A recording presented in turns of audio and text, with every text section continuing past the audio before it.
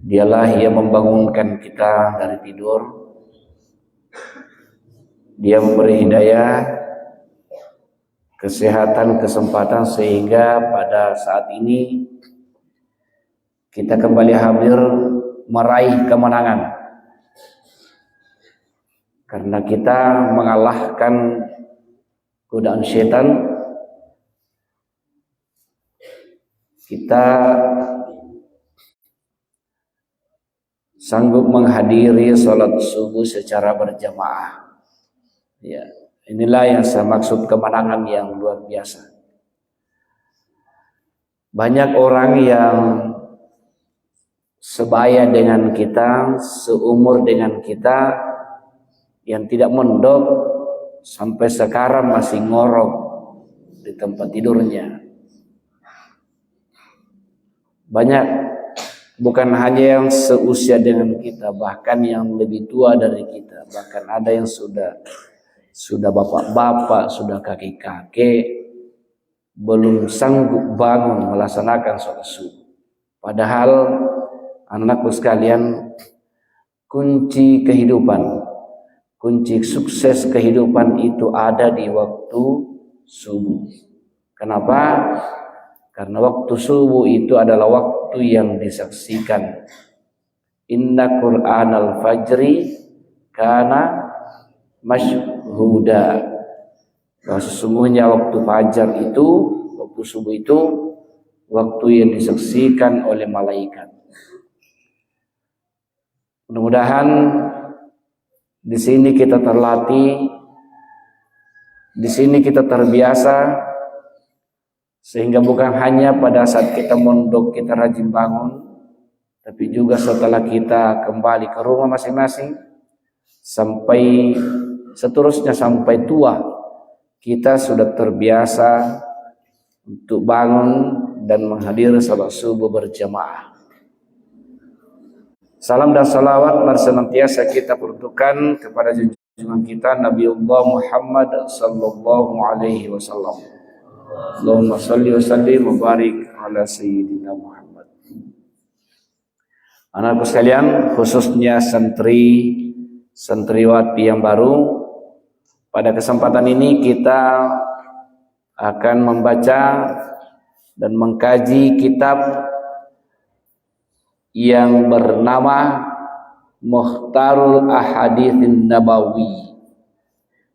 Kitab hadis-hadis pilihan, hadis-hadis Nabi pilihan, ya, yang dikarang oleh As-Sayyid Ahmad Al-Hashimi rahimahullah.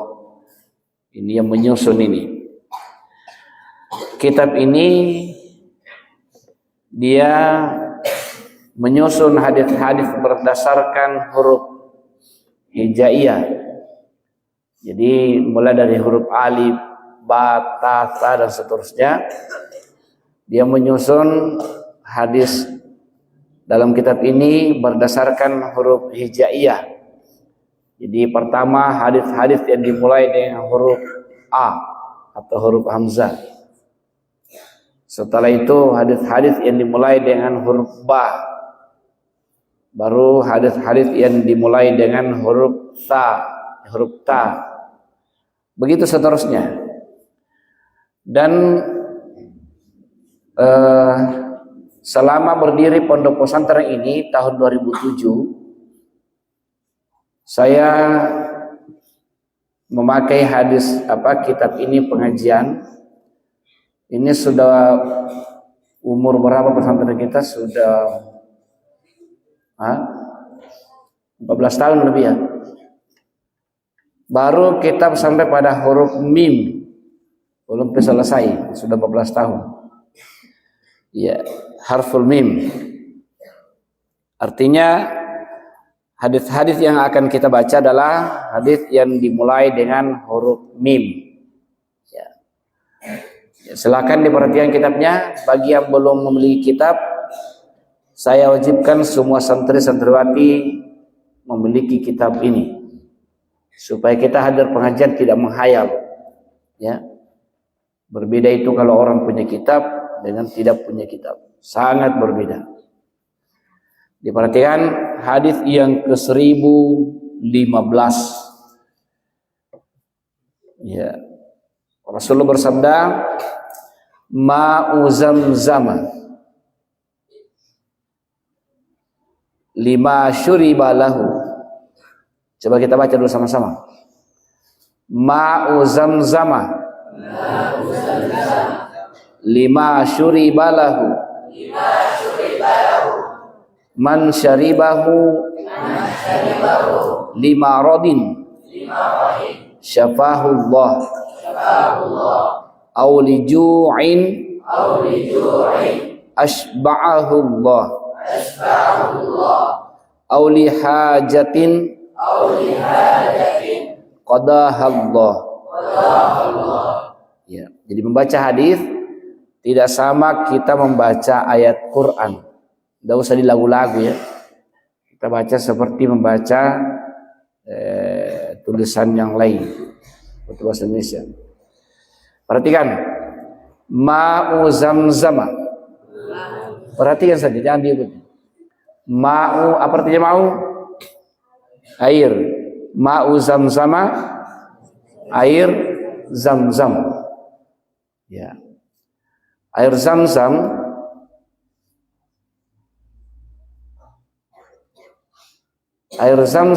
itu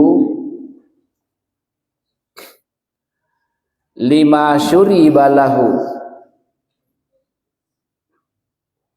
tergantung niat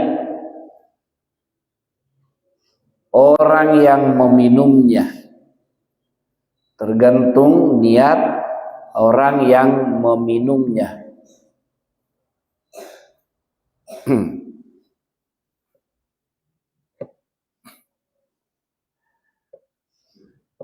Air zam-zam itu tergantung niat orang yang meminumnya. Man syaribahu, man, barang siapa, syaribahu, yang meminumnya, lima rodin, agar sembuh dari penyakit, agar sembuh dari penyakit, syafahullahu, niscaya Allah menyembuhkannya. Syafahullahu, niscaya Allah menyembuhkannya.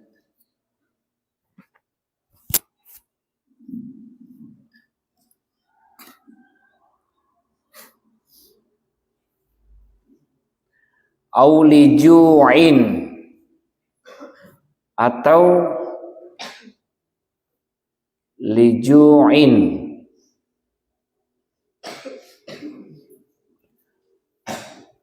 karena lapar, atau karena lapar.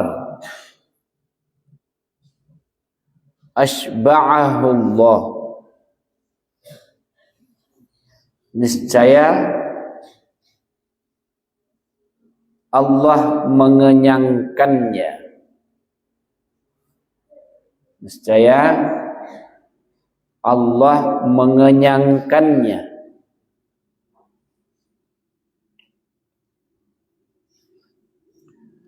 Auli hajatin, atau karena satu hajat, atau karena suatu hajat.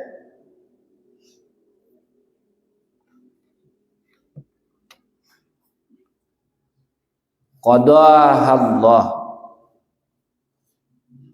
niscaya Allah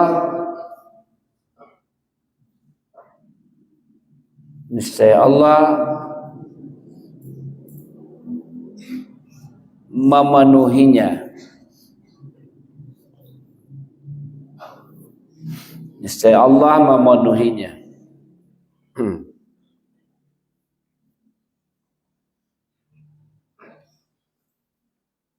Rawahu al-Mustaghfiri wa an Jabir.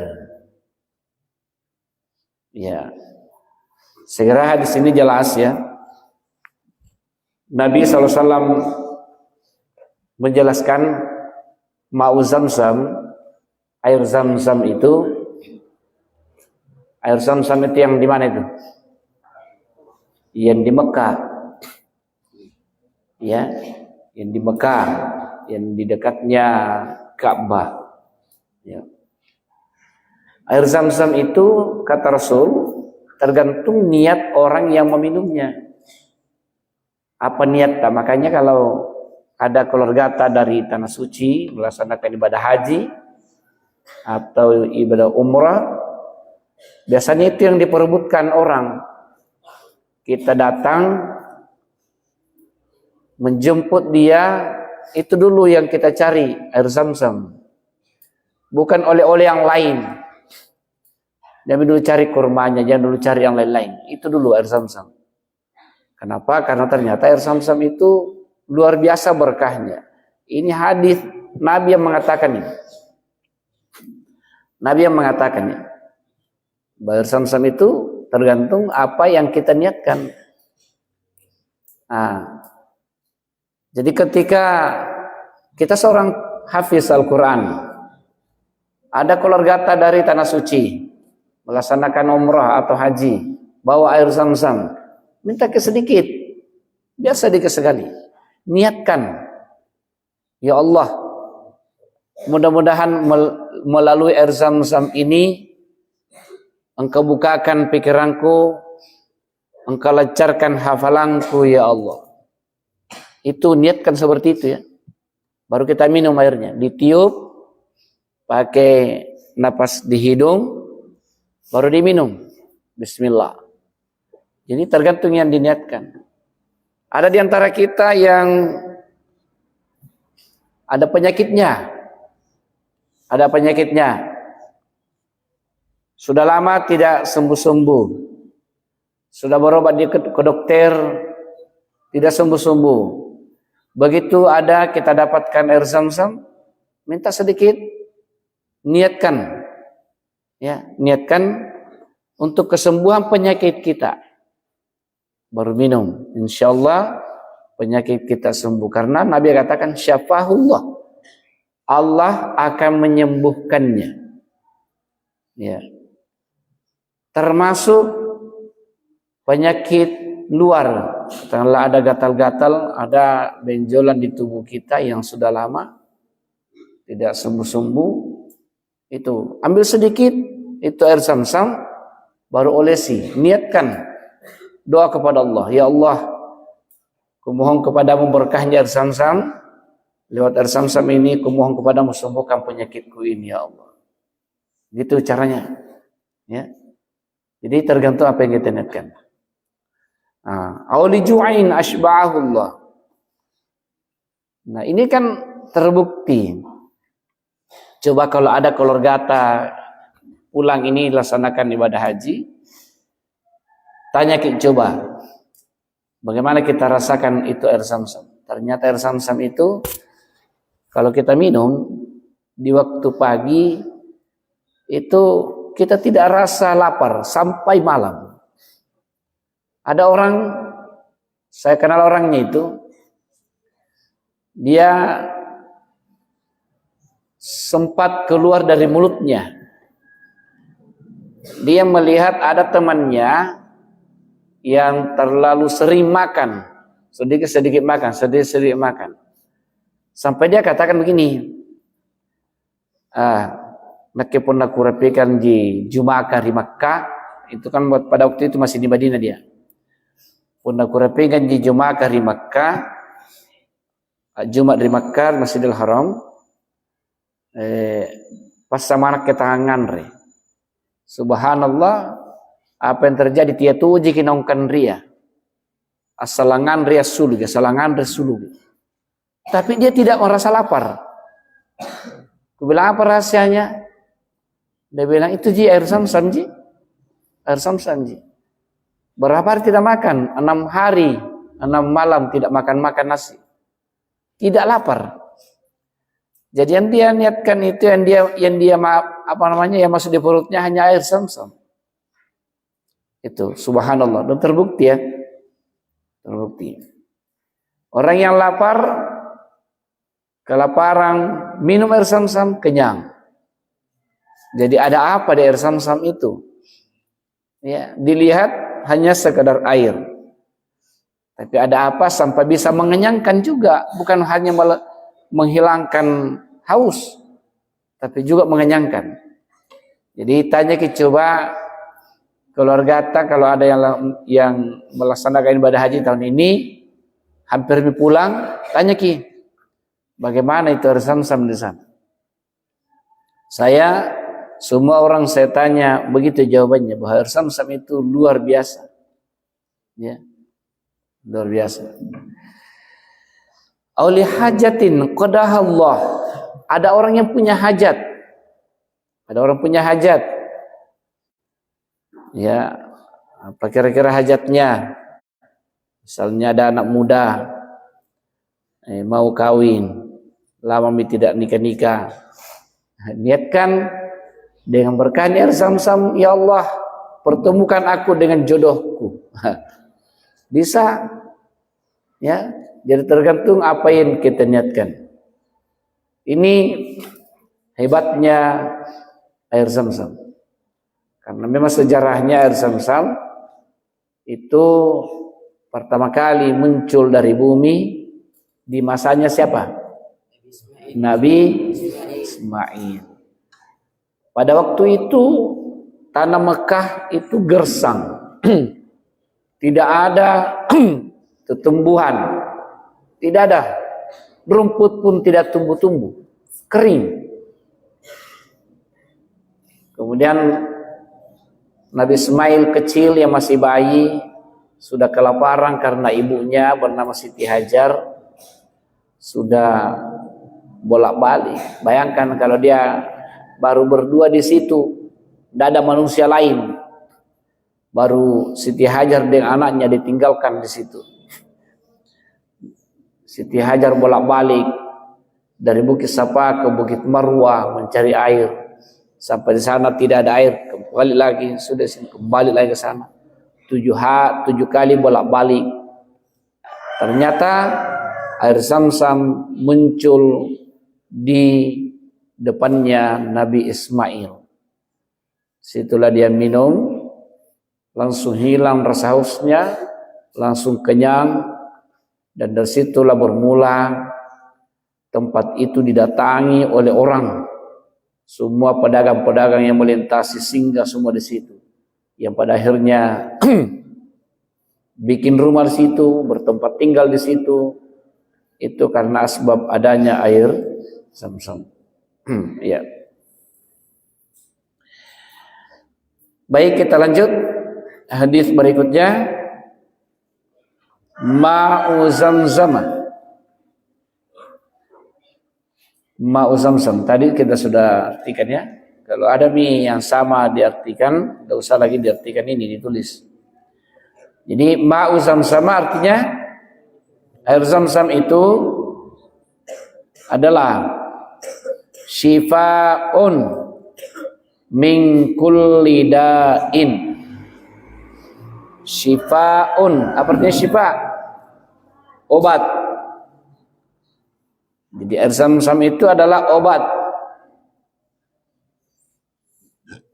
Min kulli da'in, dari segala dain, penyakit. Obat dari segala penyakit. Ya.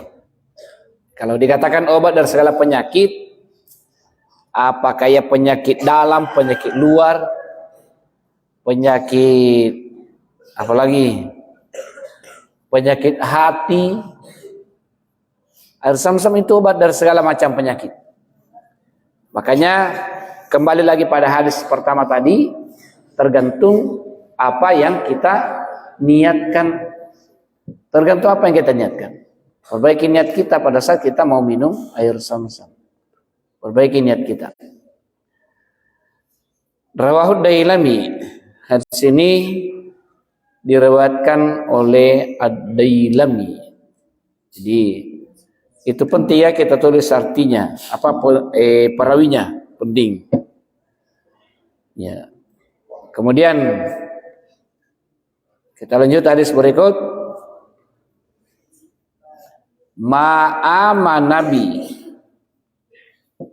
Apa artinya ma? Bukan air. Ini tidak ada hamzanya. Ma. Apa? Biasa juga diartikan apa. Tapi di sini maknya tidak diartikan apa. Tapi maknya di sini adalah ma apa? Ma nafi. Ya. Artinya tidaklah. Jadi ma biasa diartikan apa, biasa diartikan tidak. Tergantung apa kalimat berikutnya.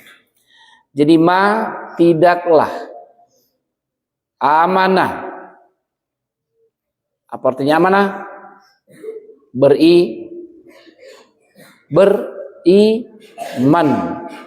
Ya tidaklah beriman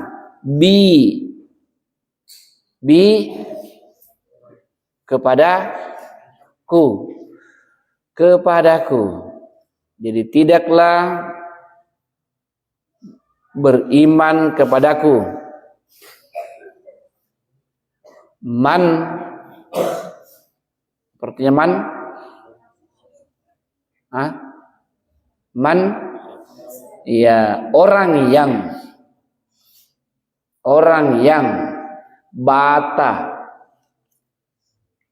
Apa artinya bata?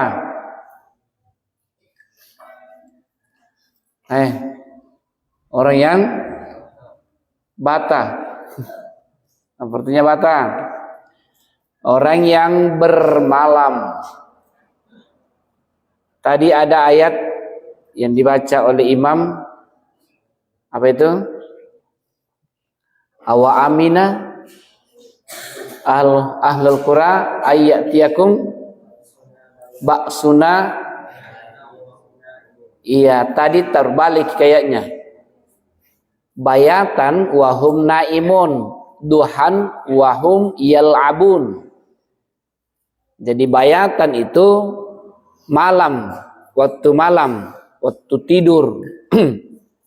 Bayatan waktu malam atau bermalam, wahum naimun, mereka sedang tidur.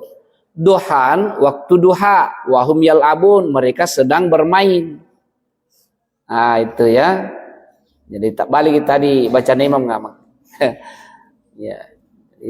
Dia bayatan wahum yal'abun, duhan wahum naimun, itu bacanya tadi saya dengar. Tak balik ini, tapi biasa juga begitu. Biasa dia ada orang memang tak lupa. Ya. Lanjut. Ma'aman nabi, tidaklah beriman kepadaku man bata, orang yang bermalam, syab'an. Apa itu syab'an? Dalam keadaan syab'an dalam keadaan kenyang. Dalam keadaan kenyang. Jadi ya, perhatikan, tidaklah beriman kepadaku orang yang bermalam dalam keadaan kenyang. Wajaruhu, sedang, jadi wanya di situ diartikan sedang. Jaruhu, apa itu jaru? Jara. Wajaruhu artinya sedang tetangganya. Sedang tetangganya. Ja'i'un, itu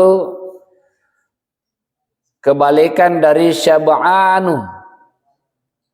Berarti ja'i'un lapar atau kelaparan. Ya, sedang tetangganya kelaparan. Ja'i'un ila jambihi. Ya, maksudnya kosong perutnya. Ya. Kosong perutnya.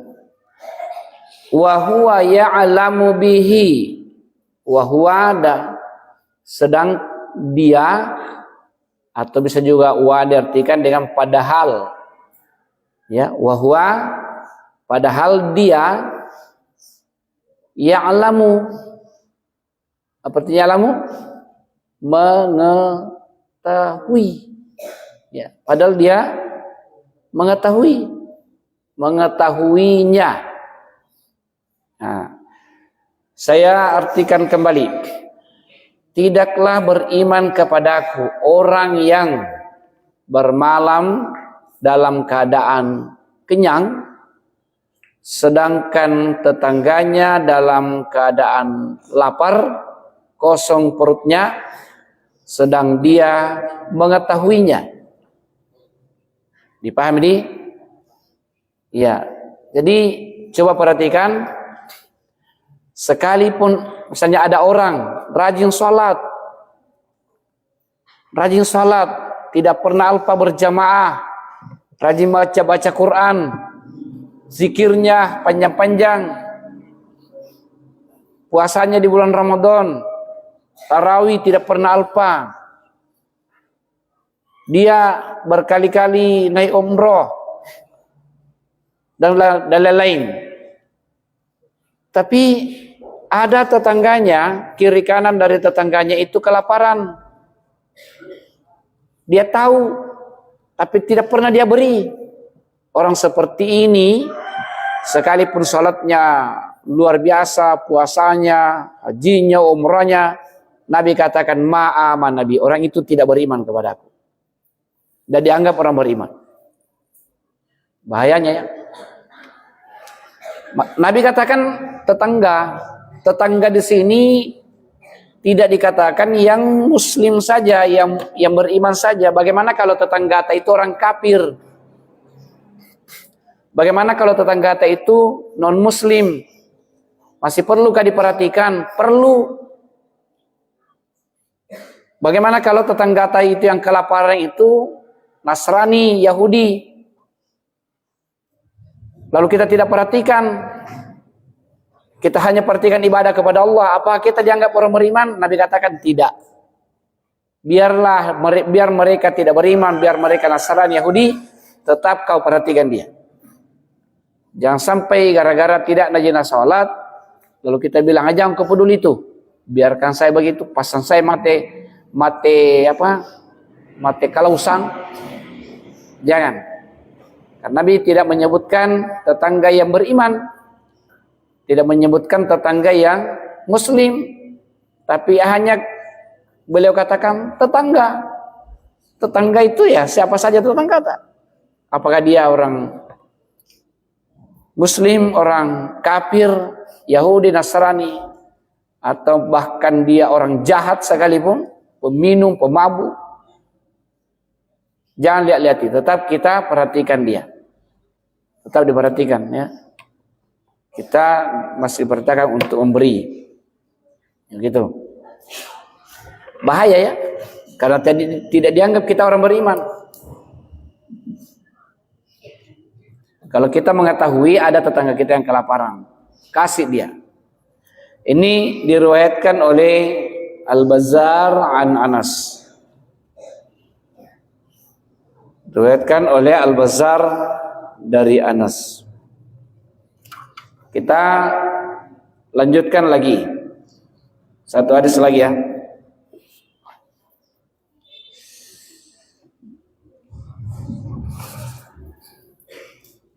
Ma ijtama'a qaumun. Kalau kita baca bersambung, majtama'a qaumun. Apalagi artinya tadi ma? Apakah masih tidak dari sini? Majtama'ah. Oke, kita masih artikan seperti itu ya. Majtama'ah. Tidaklah berkumpul. Ijtama'ah berkumpul. Qaumun, suatu kaum, suatu kaum. Fi baitin, fi baitin dalam sebuah rumah.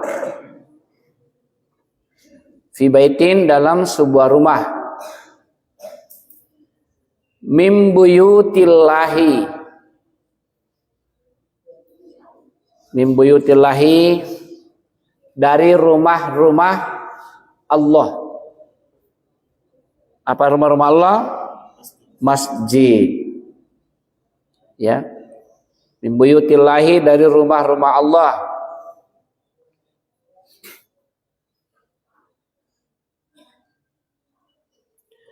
Yatluna kitaballahi, yatluna mereka membaca, yatluna mereka membaca kitaballahi, kitab Allah. Yatluna kitaballahi, mereka membaca kitab-kitab Allah. Wa yatadarasuna bainahum, wa yatadarasuna, dan mereka saling mendaras. Apa itu mendaras? Mengulang-ulangi. Jadi mendaras itu biasa orang berhadap-hadapan. Saya mengaji, Nabil dengarkan, dengar kayak baca aku Nabil, tegur kalau salah. Begitu namanya mendaras itu. Saling mendaras. Ya, mengingatkan kalau salah.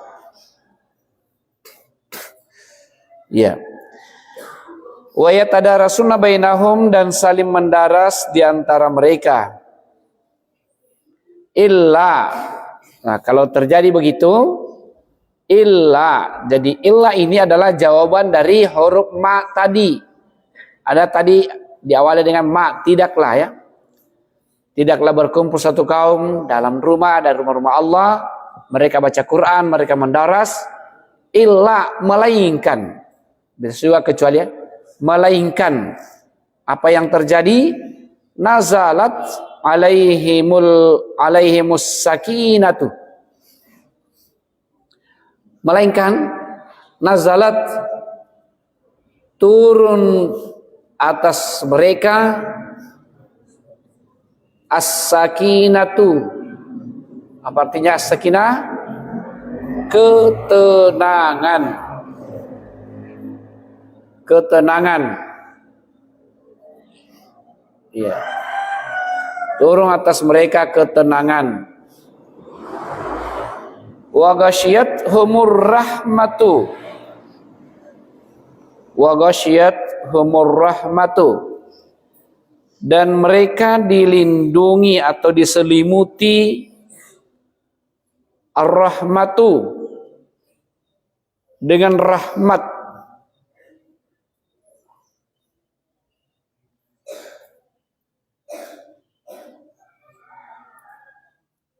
Wa haffathumul malaikatu, dan mereka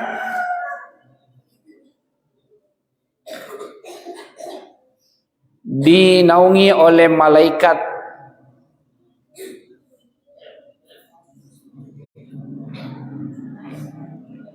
Atau mereka dimudahkan oleh malaikat. Bisa juga begitu. Wa dzakarahumullahu fi man indahu, dan Allah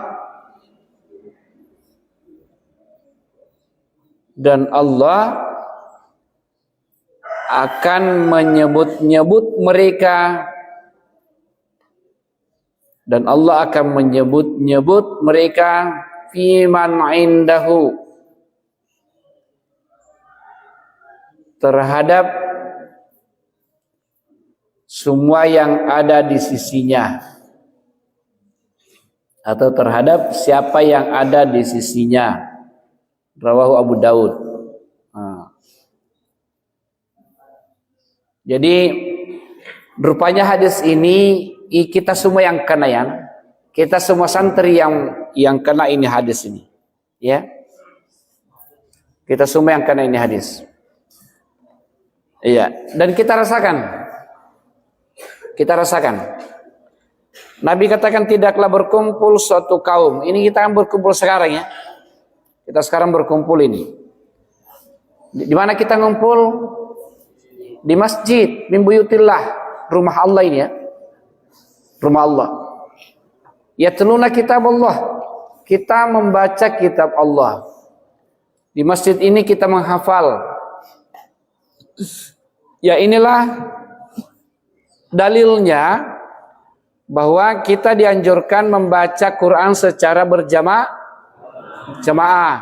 termasuk di dalamnya Yasinan, ya baca surah Kahfi, Al-Waqiah, Al-Mulk, ya dan lain-lain. Kita ngaji bareng, ngumpul. Ini hadisnya ini. Mereka ngumpul dalam rumah Allah, membaca kitab Allah atau Al-Quran. Apalagi di sini kita belajar wa yatadarasun, saling mengingatkan kesalahan, mengulang-ulangi bacaan, itu namanya mendaras. Ya, kalau kita seperti itu, Allah turunkan kepada kita namanya ketenangan. Kita tenang kan di sini. Kita tenang belajar di pesantren tuh, tenang. Bayangkan kalau seandainya kita tidak masuk pesantren. Kita hanya nongkrong di pinggir jalan. Di sana kita main game. Ya. Kita bebas kemana-mana. Balapan motor. Dan lain-lain. Mana lebih tenang? Apa mereka yang bebas atau yang di pesantren? Hah? Lebih tenang kita di pesantren. Di sana, di luar sana luar biasa bahaya. Mengancam, luar biasa. Mereka hancur masa depannya. Ya, hancur masa depannya. Kenapa? Karena mereka itu pergaulannya salah, perbuatannya salah. Ya, gitu. Makanya saya selalu ulang-ulangi anak-anakku sekalian, kalau mau jadi mulia, bersahabatlah dengan orang yang mulia. Maka orang mulia bersahabat dengan orang mulia, tempat ketemunya itu di tempat yang mulia. Apakah masih adakah tempat paling mulia daripada masjid? Tidak ada. Inilah tempat paling mulia. Kenapa? Karena ini rumahnya Allah. Tapi orang jahat, orang nakal, itu senangnya ketemu sesamanya orang nakal. Ketemunya di mana? Di tempat yang buruk juga. Di mana? Di pinggir jalan, di sudut-sudut pasar, atau di tempat yang persembunyian. Jadi itu kan mereka ibarat, saya selalu bahasakan, sampah itu cocoknya ketemu sesamanya sampah. Sebaiknya dibuang di tempat sampah. Maukah kalian jadi sampah? Tak mau. Kita mau jadi manusia, betul. Menjadi orang mulia. Gitu kan? Jadi sekali lagi kalau mau jadi mulia, selalulah berada di tempat yang mulia. Ketemu dengan orang mulia. InsyaAllah kita akan dimuliakan. InsyaAllah. Gitu ya. Allah turunkan sakinah. Orang yang selalu ngaji di masjid, belajar di masjid, Allah turunkan sakinah ke hatinya. Sakinah itu kebahagiaan, ketenangan ya. Dan apalagi diliputi mereka dengan rahmat Allah, ya, diliputi mereka dengan rahmatullah, rahmat Allah, ya. Dan malaikat juga senantiasa memudahkan urusannya, ya. Malaikat meringankan urusannya. Dan yang paling istimewa adalah Allah senantiasa membanggakan, menyebut orang itu di sisi siapa saja yang ada di sekitarnya Allah. Kan enak kalau begitu ya. Kalau kita ini bangga-banggakan, ya, misalnya Jangan ndak usahlah Allah ya. Katakanlah kita contohkan Pak Bupati saja misalnya, Pak Bupati. Pak Bupati ketemu dengan pejabat-pejabatnya, di situ ada Pak Camat, ada kepala bagian, ada asisten, pokoknya pejabat-pejabat besar. Tiba-tiba ada di situ, dekat-dekatnya di situ ada Iraji misalnya, Raji. Baru Pak Bupati bilang sama teman-temannya, weh, kosta semua kodi, ini itu luar biasa, itu ini anak, ini luar biasa. Weh, dibangga-banggakan. Kan begitu nanti orang yang senang ada di masjid, dia dibangga-banggakan oleh Allah. Selalu disebut-sebut oleh Allah. Kan enak perasaan kalau begitu kalau dia pembesar, bupati, gubernur, atau apalagi presiden menyebut-nyebut nama kita. Weh, luar biasa tuh kalau itu anak itu yang bernama Syaukan itu. Wah, luar biasa itu. Kan? Luar biasa. Itu apalagi kalau Allah yang menyebut-nyebut kita di sisi malaikatnya. Ini tuh hambaku ini, wah luar biasa itu. Ini yang soleh, ini yang luar biasa ibadahnya. Nah, itu kan, ini yang dimaksud oleh hadis ini. Allah selalu menyebut-nyebutnya. Allah selalu membangga-banggakannya di sisi para malaikatnya. Nah, gitu. Semakin senang perasaan kita kalau begitu kan. Ya, dibangga-banggakan oleh orang. Ya, inilah empat hadis yang kita baca. Pertama, apa manfaatnya air Zam-Zam? Ini dipahami baik-baik ini dan diamalkan ya. Diamalkan itu. Ya, bahwa ternyata air Zam-Zam itu tergantung niat kita kalau kita minum. Ya. Yang kedua dikatakan bahwa air Zam-Zam itu adalah obat dari segala macam penyakit. Kemudian ketiga, hadis ketiga, pentingnya kita memperhatikan tetangga. Karena biar bagaimanapun ibadah kita, kalau kita tidak perhatikan tetangga kita kekenyangan, mereka kelaparan, maka kita tidak dianggap orang beriman.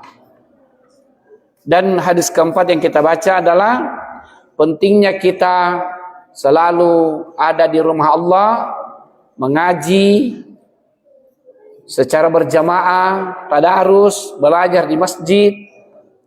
Maka dengan itu yang kita lakukan, Allah turunkan ketenangan dalam hati kita, Allah mudahkan segala urusan kita, dan Allah membangga-banggakan kita kepada makhluknya yang lain. Sumaqala majtama'a qaumun fatafarraqu an ghairi dzikrillahi wa sholati ala nabi sallallahu alaihi wasallam illa ka'annama tafarraqu an jifati himarin wa kana dzalikal majlisu alaihim hasratan wallahu a'lam bissawab. Ya, mari kita doa kepada Allah Subhanahu wa taala. Bismillahirrahmanirrahim. Alhamdulillahirabbil alamin. Wassalatu wassalamu ala asyrafil anbiya'i wal mursalin sayyidina wa maulana wa habibina Muhammadin wa ala alihi wa ashabihi ajma'in.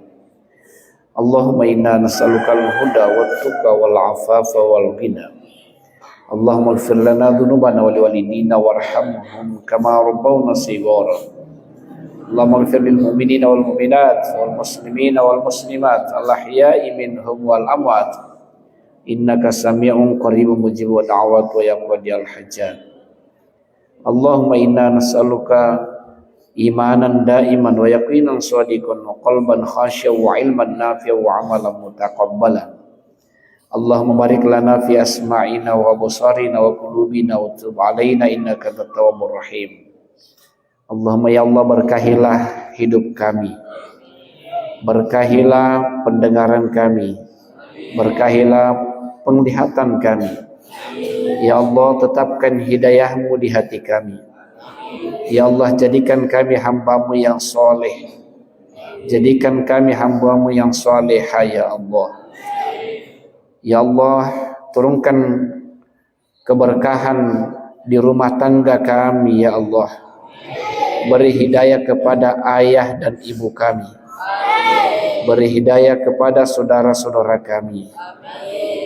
Agar mereka kembali taat melaksanakan perintah-Mu, menjauhi larangan-Mu ya Allah. Ya Allah, luaskan rezeki halal bagi kami. Terhadap kebaikan dekatkan kami kepadanya. Dan dari kejahatan jauhkan kami daripadanya ya Allah. Ya Allah, berkahilah pondok pesantren kami. Berkahilah pondok pesantren kami ya Allah. Berkahilah seluruh santri-santriwati yang belajar di pesantren ini ya Allah. Berkahilah seluruh guru-guru dan pembina kami ya Allah. Berkahilah seluruh yang pernah menyumbang dan membesarkan pondok pesantren kami ya Allah. Allahumma ya Allah, kuatkanlah tubuh kami, sehatkanlah tubuh kami ya Allah.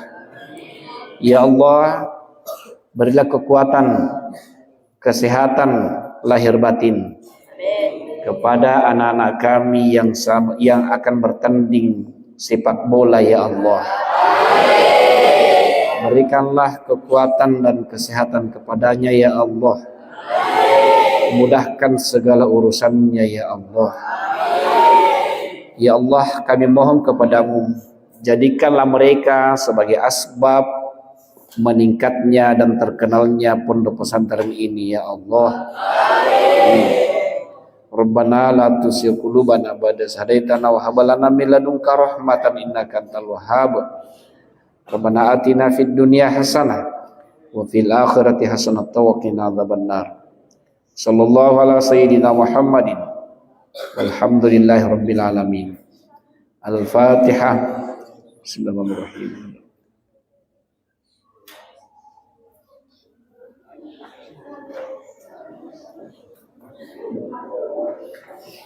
Billahi taufiq wassadah. Assalamualaikum warahmatullahi wabarakatuh.